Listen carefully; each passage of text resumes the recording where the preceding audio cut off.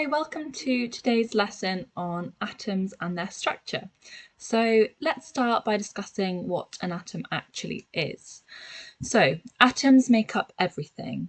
Solids, liquids, gases all around us, things we eat, drink, they're all made up of atoms. Gases in the air, all made up of atoms. So atoms are the smallest part of an element, okay? So if we have a little look at the periodic table, which represents all of the elements on here. So atoms of each element are represented by a chemical symbol. So for example, nitrogen is represented by N and carbon by C, and so on and so forth. So they show us the atoms and the elements. So let's go on to discussing an atom's structure. Okay, so go to the next page. Brilliant. So atoms are made up of two parts, the nucleus and energy levels or shells.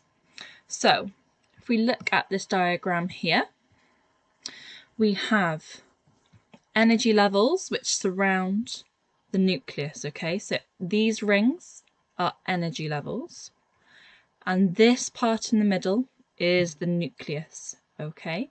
And the nucleus is made up of two particles, protons and neutrons.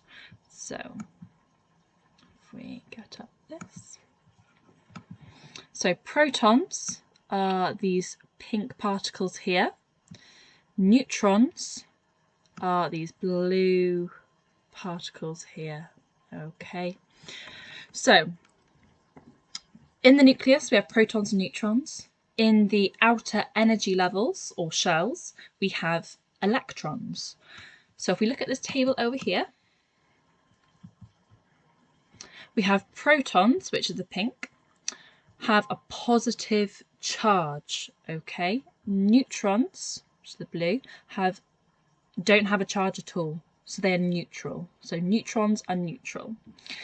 So in the nucleus we have the positive protons and neutral neutrons, okay? This means that the nucleus has an overall positive charge, okay, because we only have the positive charge from the protons. This means that we need a negative charge to counteract that positive charge to give an overall negative atom, okay, a neutral atom. Atoms are neutral, okay. So this is why electrons have a negative charge, okay? So we have a positive protons in the nucleus, negative electrons in the outer energy levels, okay? So when we look at the atoms, again, the atom structure. So these energy levels or shells, so at the moment, this atom here represents oxygen, and oxygen has two energy levels, okay? The first energy level is the lower of the two, so it's the lower shell or first shell, and this is the second shell, the second energy level. So we have some magic numbers that we need to remember when thinking about energy levels that electrons sit in, okay? So they are 2, 8, 8. And it's really important to remember this number so that we can be able to draw these atoms and decipher and analyse them, basically.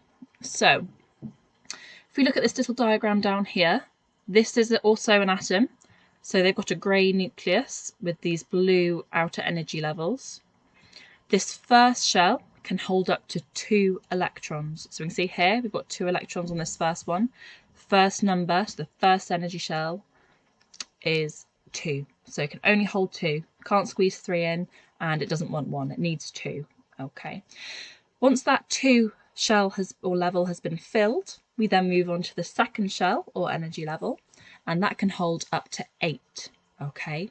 So the second shell can hold up to 8. First one is 2. The second shell can hold up to 8. It can't hold 9. That's when we go on to the third shell, the third energy level, which can also hold 8. So that's why it's really important to remember 2, 8, 8. So when we're filling up our shells, if we need to draw a diagram of an atom, this is how we go from 2, 8, 8. Okay, so we can't go 2, 6, 8. It has to be 2, 8, 6. Okay, lovely. So, like I said before, I've drawn an oxygen atom here. So if you look a little bit closely at oxygen, so this is what we see on the periodic table, this little square here.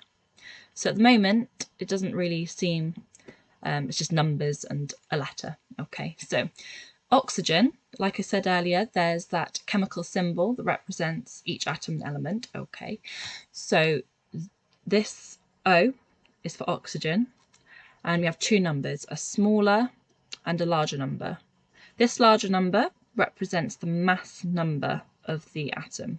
Okay, this mass number means the number of protons and neutrons that are in this atom. Okay, so if we look back, so the mass number is the number of protons and neutrons in this nucleus, okay, in this atom.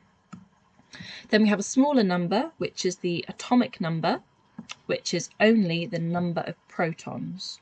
So this atomic number it never changes. It's always, for oxygen, it's always going to be 8. We can't do anything about that, okay? It won't gain a proton. That would mean it's a different atom or element, okay? So 8 will always be the number of protons for oxygen. So that's when this 16, we have to look at the number of neutrons to work out how many neutrons are actually there, okay? So if we wanted to calculate the number of neutrons, so we already know the number of protons in this nucleus, okay, we've got 8. So if we wanted to work out the number of neutrons, we use this equation here, okay? So it's the mass number, so protons and neutrons, minus atomic number, so number of protons, which would leave us with the number of neutrons. So in this example, we have 16 as the mass number, and we have 8 as the atomic number, and that would give us 8. So I'll write that there. So that means that this oxygen atom has 8 neutrons. So 8 protons, 8 neutrons to give us 16. Okay, so there are also isotopes. So isotopes are atoms of the same element with a different number of neutrons. So like I said, it will still have the same number of protons because otherwise that would be a different element altogether. Okay, so it's still got 8 protons for oxygen and it will always stay that way. However, we can have different number of neutrons, which is why this number here has gone up. So if we were asked to work out what's the number or how many neutrons are in this isotope of oxygen, what we do is use the same equation. So we've got the mass number minus atomic number still to give us the neutrons. So protons and neutrons minus protons equals neutrons. Okay, so we have 18 as the mass number minus 8, the number of protons. So that would give us 10. So we can see that this isotope of oxygen has 2 more neutrons than this isotope over here. Okay, so they're still oxygen, they still have the same neutral charge overall, because if we've got some more neutrons added in, it won't affect the overall charge of the atom because it's neutral itself. So you're just adding a more neutral charge which won't affect the overall charge of the oxygen. So hopefully that all makes sense, and I hope you enjoyed learning about atomic structure today, and thank you.